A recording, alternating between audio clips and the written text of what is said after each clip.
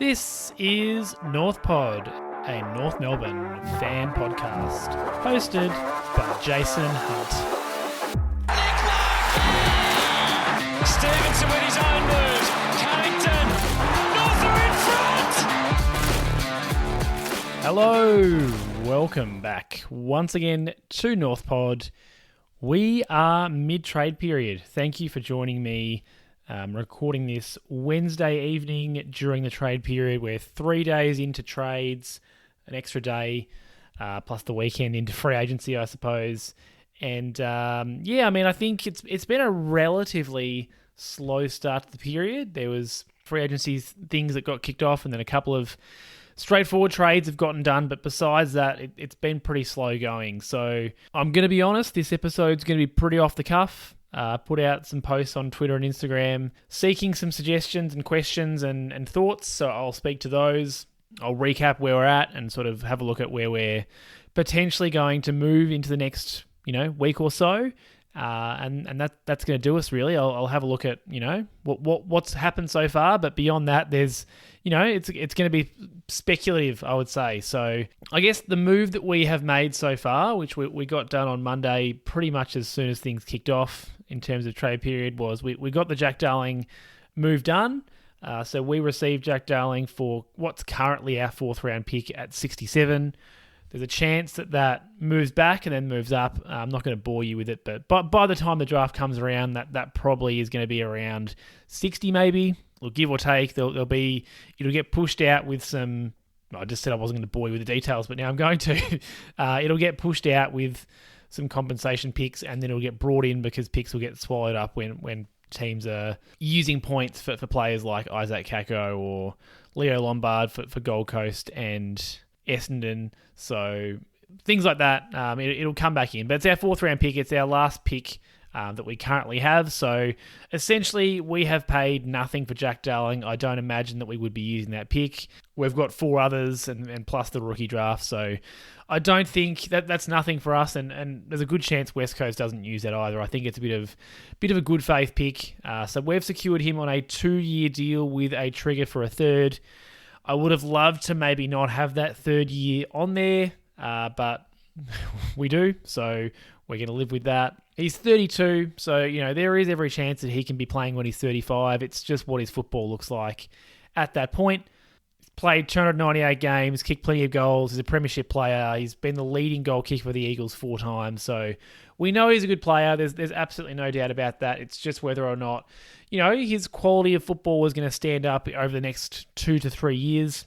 But I think as North fans, we know that he's coming into the side to, give Nick Larkey a bit of a chop out. He's a hard worker. He's a good mark. You would hope and think that he probably takes the second best defender. And so at least that means Larkey's maybe not going to be double, triple, quadruple teamed all the time.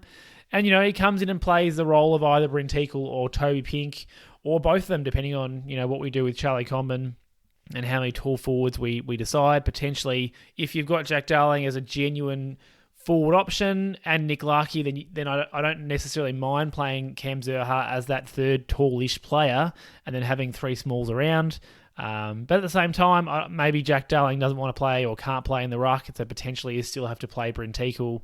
All these things are things that I guess we can look at once we know exactly what the list profile looks like. But yeah, Jack Darling for pick 67. Nice to get that one done nice and early.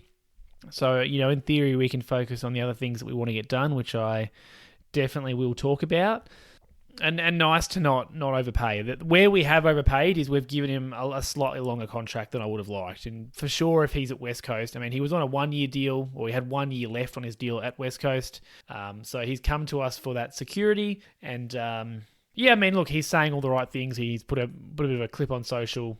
He's spoken to a few journos and is saying all the right things. But that's what happens this time of year. The players are always amazed by their new club and so stoked and can't wait to get with the boys. So yeah, I think ultimately it's a good deal. It doesn't move the needle dramatically for us. It's not going to change our fortunes in a heartbeat, but I do think for a year or two it'll help Nick Larkey. And look, worst case scenario, he doesn't play in the side, but he's still helping set standards during the week. And again, we haven't paid, all we're paying for him is some salary and he's taking up a list spot. And if he's taking the list spot of someone like Biggie Nguyen, for example, who we delisted, I think I'm okay with that because he's just... A play like that is so speculative. You know what you're going to get from Darling in terms of output and effort, and the guy can play football. So Jack Darling done. There are plenty of other moves that we're potentially linked to that are not done as we speak. So we know Caleb Daniels a potential. We know Dan Houston's a small chance. We know Luke Parker wants to get here, and I have absolute faith that he will get to North Melbourne. But what that transaction looks like is still a little bit unclear. Sydney's certainly saying that our pick 61 is not going to get it done. So maybe while I'm talking about that, just to give context for what our list... These picks, I've got a list that's updated as of October 6th, so these will have changed a little bit, but at that time our picks were 2, 25, 43, 61, and the 67 has been traded. I think the 25 and the 43 and the 61 will have been pushed back a little bit now with those compensation picks coming through for various sides, so that's more or less where we sit. We've got those 4 picks, and we do have our futures as well, so that's where it sits. My understanding is that we offered up pick 61, or what was pick 61, for Luke Parker, and that's been knocked back. They're looking for a little bit more. 43 feels maybe a little bit much, and this is where it becomes quite the juggling act, because it's hard to judge the value of someone like Luke Parker or Jack Darling, because we know that they're fantastic players. I mean, Luke Parker's been a phenomenal player, but how many more years of football do they have, and how many more years of quality football do they have? Because it's a bit different if you're trading a young elite player. Like, that's where you go, okay, we're talking about first-round picks, potentially multiple first-round picks. And Luke Parker, 80 years ago is definitely worth that, because you've got a long time with that player. But given the length of time we have left with a player like that, I think it becomes really tricky to value them. So no doubt that's where the haggling's going to come in. I think we're going to have to pay more than 61 to get it done. So potentially it's 43 and we get something late back. I guess that remains to be seen. But Luke Parker, I have full confidence will get done. It's potentially is maybe one that just has to wait a little bit until some other trades have happened. But Dan Houston and Caleb Daniel, I think, are more unlikely. The talk so far has been that Caleb Daniel is not going to request a trade to North Melbourne officially until he knows for sure it's going to happen, or that it can get done. And I sense the Dogs are probably going to wait for what happens with Bailey Smith and Jack McRae to make a decision on Caleb Daniel in terms of how desperate they are to keep him. Bevo's certainly fiddled around with him a little bit this year, so you can understand why Caleb Daniel might be looking around. And again, my understanding is that we're offering him a 4-year deal, whereas he has 2 years left at the Dogs. So, look, that's that one. And then the Dan Houston one, I mean, look, we've absolutely thrown our hat in the ring. It sounds as though we have great potential to offer our future first, to trade for pick 13 in this draft, and do some other things, and that could make it happen. But it seems as though Houston, we're essentially like he'll take us if there's nothing else. So Carlton and more recently Collingwood are in the mix there. Neither of those two sides have a great suite of picks, although John Noble at Collingwood going out potentially gives them some options. So I'll talk through those things a little bit as well. But yeah, I mean that's where things stand for us at the moment. We've got one. Luke Parker's going to happen. It's the other two that in Houston and Caleb Daniel that we've been strongly linked to that are looking like question marks at the moment. And unfortunately, I think we're in this part of the trade period where we are just waiting for a couple of moves to happen so that it opens up clubs and they can start actually wheeling and dealing with more certainty around what the picks are and what they have to deal with. So that's where we're at. I think it's going to be a bit of a holding pattern for the next couple of days. Maybe the odd trade drops, but nothing too much. Wednesday, we didn't have any trades drop. We only had one on Tuesday with the Jack Graham trade to West Coast, or free agency move, in fact. So, yeah, that's where we're at. I'm going to go have a look at the Twitter and Instagram questions and comments that I got. We'll start with Instagram. The Shinboners pod, which if you don't know is another fantastic North Melbourne podcast, the Shinboners. Bailey Tyson, the big chief on that one. Fantastic bloke. So have a listen to that one as well. They ask, are there any delisted free agents that we should be taking a look at? So an interesting question. I certainly haven't heard us being linked to any. Jack Martin was one that I was interested in, but he's going to Geelong, so we're going to miss out on him. So I've got the list of currently delisted players up here in front of me, and it becomes a challenge because I think every time you're looking at lists of players, you are thinking more about your needs. So I'm thinking about key position players or small forwards. That's what really enticed me about Jack Martin, is that he potentially could play a small forward role. But I think another part of me is like, sometimes when you look at delisted free agents, you don't necessarily need to look at whether it's a needs base. It's just whether or not you could upgrade, a player on your list, or get some kind of experience, or something for cheap, a bit of a stopgap in any area of the ground. So I'm just going to have a look through the lists here. I know Lockie Gallant, someone asked me about the other day, delisted from Adelaide. He's a key forward, kicked 13 goals from 16 games this season, as well as playing a bit of ruck. He's one I'd have a look at. I don't profess to know a lot about him, but I think, when you hear key forward who can pinch hit in the ruck, I think it's worth a look. We've got Bryn Teakle playing that role for us at the moment.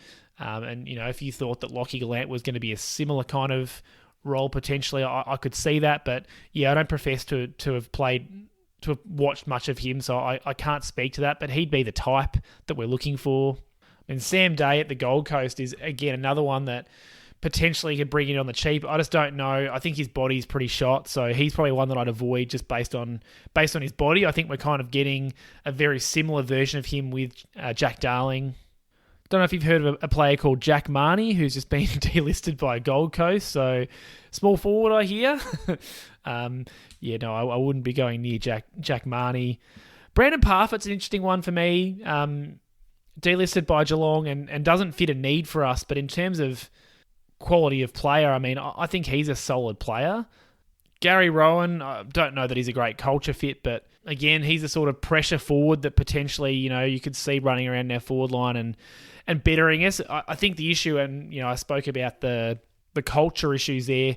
I also think that he's just had a massive concussion issue. He's had a fractured skull, so I'd be a little bit concerned about him from an injury perspective. And I'm not sure that you'd be going near him for other reasons. But he's the sort of player. He's 33, so you'd only get a year or two out of him. But he is the sort of player that you'd look at and go, he would fit a need because of his capacity to be a really pressuring forward. He's quite tall. He's very quick.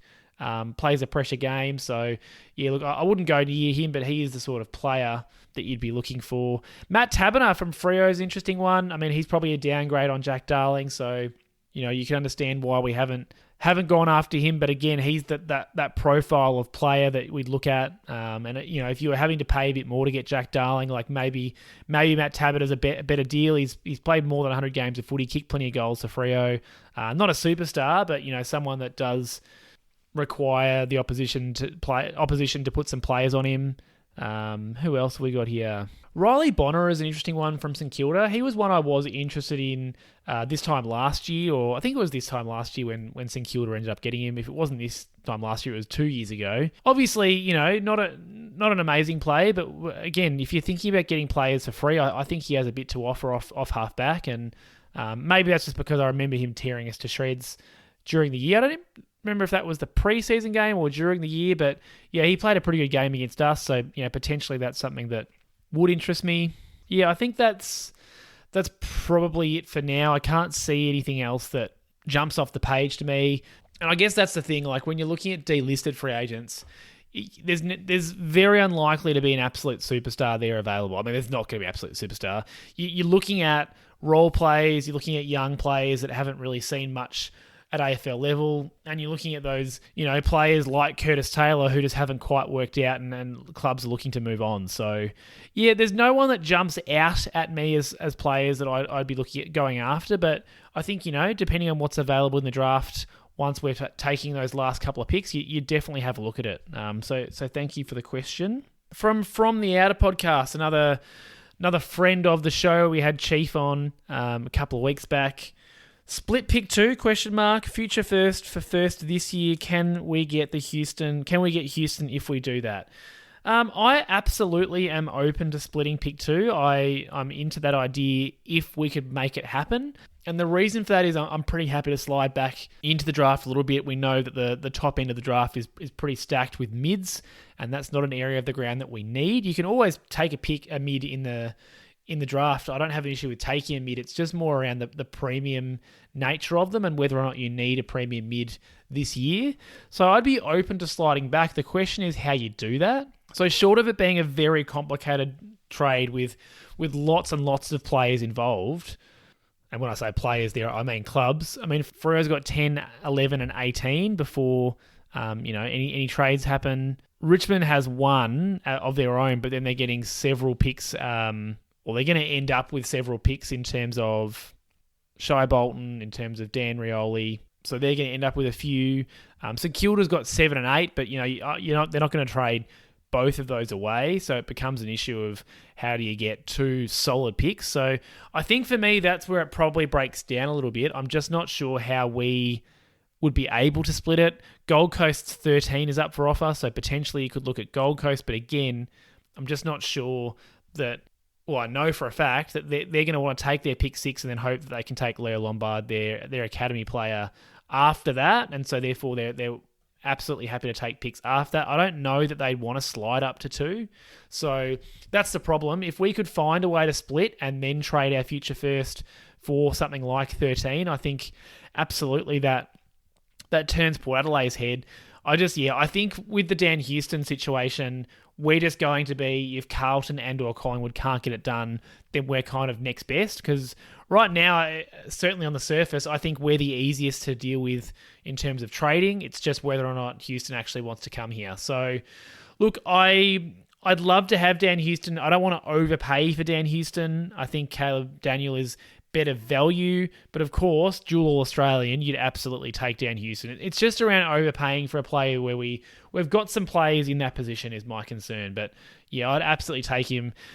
The other part of it is that does he want to come? And I know he's happy to come, but that's different from wanting to come, like say Luke Parker and Jack Darling, who have both said publicly they'd like to come. So yeah, that's my concern. But thanks, Chief, for the question. Plumpo21 says, will Caleb Daniel get to the Roos this trade period? My gut, Plumpo, says that he will. I think it'll be late, and I think it's going to be a complicated trade because, like I mentioned, I think Caleb Daniel is one of those players that's pretty hard to value because in theory he's a great player, but the Dogs have been playing him in an odd ways the last 12 months or so, and he's still contracted for 2 years, so the Dogs can absolutely hold their ground. I expect that us trading something between 25 and 43 probably gets it done.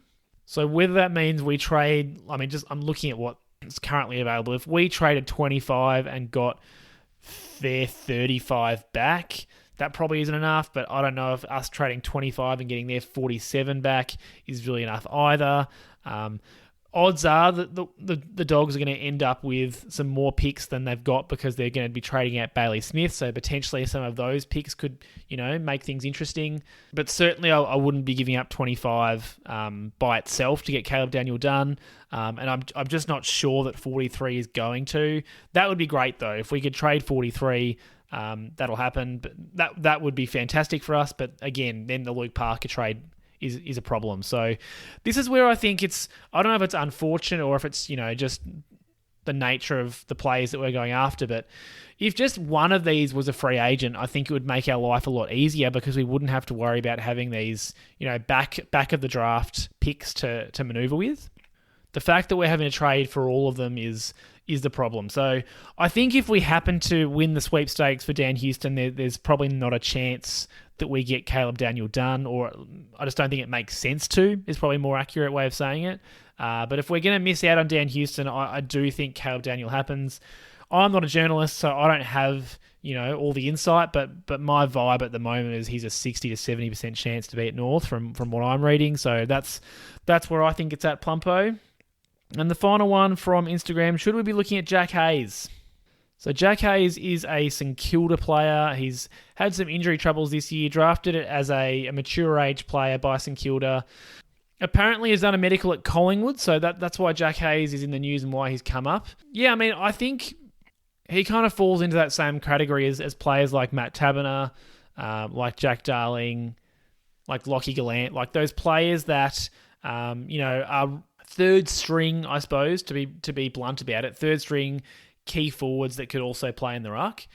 Jack Hayes played a pretty good game against us one of the times we played St Kilda this year, so I'm not opposed to having a look, but again, it's another one that would be a trade. So that to me is the concern, or the thing that worries me is, whilst of course the value to get him out of St Kilda would be pretty low, it's still something, and whilst we're trying to get lots of these deals done, we are going to run out of lower end picks to make that happen. So yeah, he's worth a look, no doubt. He's worth a look, but I mean, I haven't heard anything about it, and it does seem pretty unlikely. Or I guess the other thing I would say in talking about all of these, key forward backup options is we've got Jack Darling. In my mind, and I'm sure in you as listeners' minds, I think the other tall forward we should be getting is someone at the draft, or at least a key position player, whether it's a back or a forward.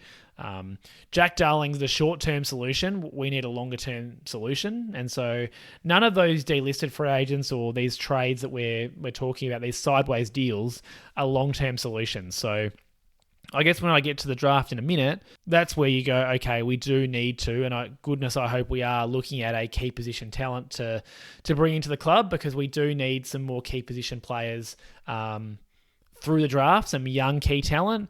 We know we have Charlie Comben coming through, but beyond that, the key forward stocks in terms of young or key position player stocks in terms of youth is a little bit lacking. So I guess that's the other thing. I don't know if we've got Jack Darling across. I don't really know how much of a need we have for other middle to older aged key position players, because that's not really a long-term solution. And right now, on the bottom of the ladder, we should be looking probably for longer-term solutions. So that's where I'll be at. Thank you. I don't think I read your name, M_Deluxe. Thank you for that question. I'll flick over to Twitter now. So a couple of questions in here. Rob Tomo, thoughts around splitting pick 2? So a similar question. If it's a midfielders draft and the best key position players are not ranked top 6, then surely it makes sense. Yeah, I think it does make sense if we're able to find a dance partner. And I think that's potentially where we could find ourselves with a problem. I'm having a look at Cal Toomey's Phantom Form guide for the top draft prospects, which Cal usually gets it right. I think this is going to be a tricky draft to get it spot on, but he's right on the money generally in terms of valuing the players. It's just whether or not particular clubs in particular positions value them slightly differently because of their personal situation. And the first key position player that he lists is Harry Armstrong at pick 9, or rather at ranking 9. Now, there would be clubs that rank Harry Armstrong higher than that because, like us, they'd be wanting key position talent. So I guess that's worth considering. But if we were able to slide down and still get a player like him, I'm absolutely into it, Rob Tomo. Harry Armstrong's one. Alex Taru is another. He's a key defender, ranked by Cal at 10. Job Shanahan, another, ranked at 19. Jack Whitlock and his brother Matt Whitlock. Those two I've heard that we've been, at least showing some interest in. So yes, is the answer to your question, Rob Tobo. I would be interested in making that happen because I agree with that top pick, or that first pick rather. You'd love to be taking some key position talent. It's just a question of, how far back are you comfortable trading back? And who's making that happen for you for what value? Because realistically, you need a club that wants to move up to 2, that has 2, ideally 3 first round picks. Because I'd be surprised if someone wants to trade both of their first round picks out to get to pick 1, or pick 2 rather. Sorry. So that's where the challenge lies, unless you're able to get multiple clubs involved in that trade. The other thing is, because it's such an even draft, I think that the desire to get to 1 or 2 or 3 is less than it would have been in previous years, just because, the consensus is that the top 10 to 15 is, relatively even. I think, goodness, I hope Levi Ashcroft does get bidded on at pick 1. I hope that Richmond does the right thing, because we should be making Brisbane, pay full rate if we believe that he is the best midfielder in the comp, or best player in the draft. In previous years, that hasn't necessarily happened. We haven't necessarily seen that best player being bidded on at the top. So I hope that happens. But then beyond that, it does get a little bit interesting in terms of who's at the top. Harvey Langford, Jagger Smith, Finn O'Sullivan, all of these are midfielders that, you'd love to have another good midfielder. I just don't know that we need to be taking a midfielder at the top with our first draft pick. So hopefully we are able to negotiate a slide, but it seems as though from all the talk, it's a difficult year or a difficult prospect to make that happen. Rousseauet, trade period too long, media dishing out some garbage to make headlines. Do you agree? I do think the trade period's too long. I think we could get it done in a week, personally. But given, it's not as though all the conversations are actually happening in this week. It's just that deals can get done in this week. The conversations are happening all year and certainly ramp up, come September. So I do think we could get it done in a week. I think the media product works over a week and a half to 2 weeks, but we could definitely get it done faster. I don't know that the media are dishing out garbage headlines. I think the problem is you've got these two clashing ideals between list managers and player managers and the media. And just because a list manager or a player manager says something does not mean it's true. I, generally speaking, think that journalists are telling us the truth and are telling us what people are saying, or they have a clear line of sight on things. But we as consumers also have to recognize that sometimes things change, and that doesn't make the media liars. It just means that things have changed. That being said, of course, people in the media do get things wrong. I think early on in this trade period, because it's been relatively quiet, there's just been a lot of how do we generate some talking points? How do we get people talking? You think of trade radio, they're talking all day long for 2 weeks. So it's pretty hard to make that happen if there's not a lot of trades happening. So whilst it's not necessarily garbage, it's just, it's like you're picking up New Idea or Woman's Weekly. You're not picking up a peer-reviewed journal article. It's talk for the fun of it, and there's a lot of gesticulating, but not necessarily, and prognosticating, but not necessarily high quality analysis, because there's not a lot to talk about. But thank you for the question. Billy Wordle or Wardle, I'm sorry, I never know how to pronounce your name, is ending up with Parker, Darling, Daniel, and pick 2 and retaining next year's first round pick considered a successful trade period? I think so. I think if we were able to come away with those 3 players and still have our first round pick and still having pick 2, that would be a success. What we do with pick 2 probably says a lot about that. If we were to take a midfielder with pick 2, then I'd be a little bit more concerned. If we were able to get Parker, Darling, Daniel and, move back into the draft slightly and make our hand stronger, maybe at the back end of the draft or in the future, that potentially would be more appealing to me slightly. But yeah, I think all 3 of those players, if we were able to secure them, or we've definitely got Jack Darling, will make us a little better. Getting someone across like Caleb Daniel potentially means that we can free up those half-backers into other roles. So maybe that means you can move Colby McKercher at least half the time onto a wing, for example, or you could potentially experiment with having Zach Fisher play as a forward, for example. So that's the sort of thing that you could do if Caleb Daniel was in that role off half-back, or potentially Caleb Daniel plays a hybrid wing half-back role. There's a lot of options there. And I mean, Luke Parker has played a lot of forward this year. I think he's that perfect swap with Jai Simpkin through the middle. They're both pretty dangerous in the forward line. Luke Parker is a fantastic forward, but by the same token, a great contested player and will play some great midfield time as well. So, yeah, all of those players will make us better. It's just whether or not we can get those other 2 done, but that would be a success for sure. Claire Cozzy, how do we negotiate with Sydney and what is Parker worth? Well, I think at the end of the day, he's contracted and he's a premiership player with a lot of experience, but he's said that he wants to get to North Melbourne. So it is a fine line. I personally think that our 61's not good enough, but 43 feels like too much. So it's a challenge. I wouldn't be too upset if we gave up 43 and got back Sydney's 58. I know that doesn't seem like much getting back 58, but at the end of the day, he's a premiership player and he's a gun midfielder / forward. So I do think you have to give up something, even if you're only going to get him for a few years.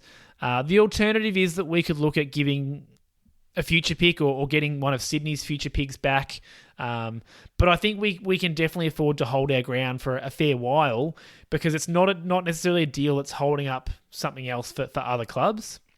I think right now the Dan Houston situation's in a holding pattern, and so it's not like the Luke Parker deal is kind of waiting for that or vice versa. I think they're pretty separate. The Caleb Daniel one is probably a little bit more interesting because there's potential that we could use some picks for both of those. Like 43 feels like a pick that could be used for either of these. So yeah, I guess that's how I see it. But from Sydney's perspective, I think at the end of the day, he's going to get to North. It's just who blinks first. And I think we can afford to stick to our guns and not overpay, because he's requested to get to us. And he's a great of the club. I think it's in Sydney's best interest to not upset him and not make it awkward. I have no doubt that it's not going to get to the preseason draft. It won't come to. Well, actually, it can't, because he's contracted. I guess what I'm trying to say is I have no doubt that it will get done. It's just around who blinks and slightly gives in a little bit. And I think we can afford to stick to our guns. But I don't think that 61 will be enough.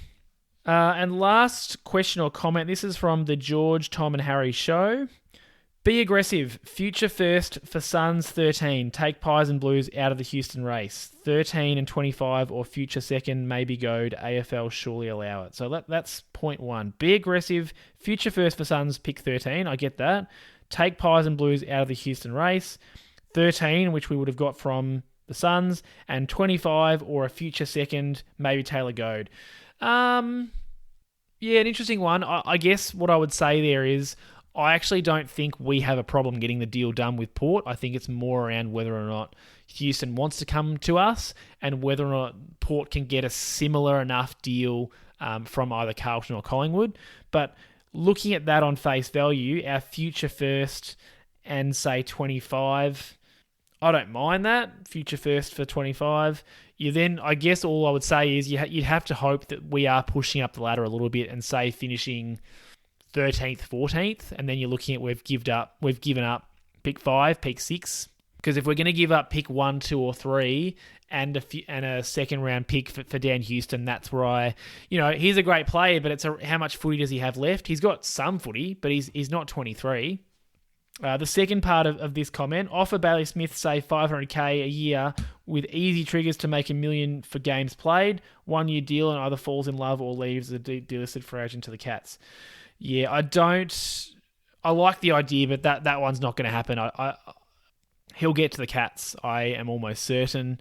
And I think, whilst you can offer that to him, I think it looks as though he's really sold on the culture down at the Cats, and that won't happen. So I get the idea. You do want to be aggressive and be brave, but there's also, I think that one's so far down the line. Bailey Smith's been in talks with Geelong for 18 months at this point by the sounds of it. So, I mean, you can throw that offer out there, but that one's not going to happen, I don't think. So I think that's where we're at. I hope this podcast was somewhat enlightening. It's been pretty off the cuff. It's probably been the podcast I've prepared least for ever in my life. So hopefully there was something of substance in there. Ultimately, I think we can look forward to getting Luke Parker. The Caleb Daniel one, I think, is the next most likely deal to happen, and Dan Houston. I suppose I put a percentage on Caleb Daniel. I'm putting Dan Houston at like a 15% chance of coming to North. It doesn't seem as though he's going to stay at Port. I think he's definitely going to be traded, but yeah, I think there's a stronger chance that either Carlton or Collingwood's they're able to to make it happen and satisfy Port. I think that's the most likely outcome. Collingwood is such a strange one for me. I'm just not sure why they are going after Dan Houston. I understand they're going all in, but it's a high price to pay for a player that is maybe moving the needle a little bit. And they have picks 36, 51, 54. Like, they're going to have to work significantly hard to make that happen. I know they have John Noble on the way out, but yeah, it gets confusing, really, doesn't it? So that's where it sits for us. When I speak with you next about the men's side, I think the trade period will be over, and we will be talking about what's transpired, giving a bit of a wrap up. So you can look forward to that in about a week or so. And the women's side, the women's footy continues on Sunday. So plenty of North Melbourne stuff going on. Thank you so much for listening. Thanks so much for your interaction with the show. Really appreciate it. Love the North Pod community, so can't thank you enough for listening and tuning in. And let's hope we're able to better our list and make some positive changes over the coming week or so. Yeah, have a great week, and as always, go North. Thanks for listening to another episode of North Pod. If you give me a rating or review on your podcast service, that would be much appreciated. And please follow me on all social media at North Pod Show. I'm on X or Twitter, Instagram, YouTube, TikTok, and I'm also very active on the North Melbourne subreddit. Hope you'll join me for the next episode.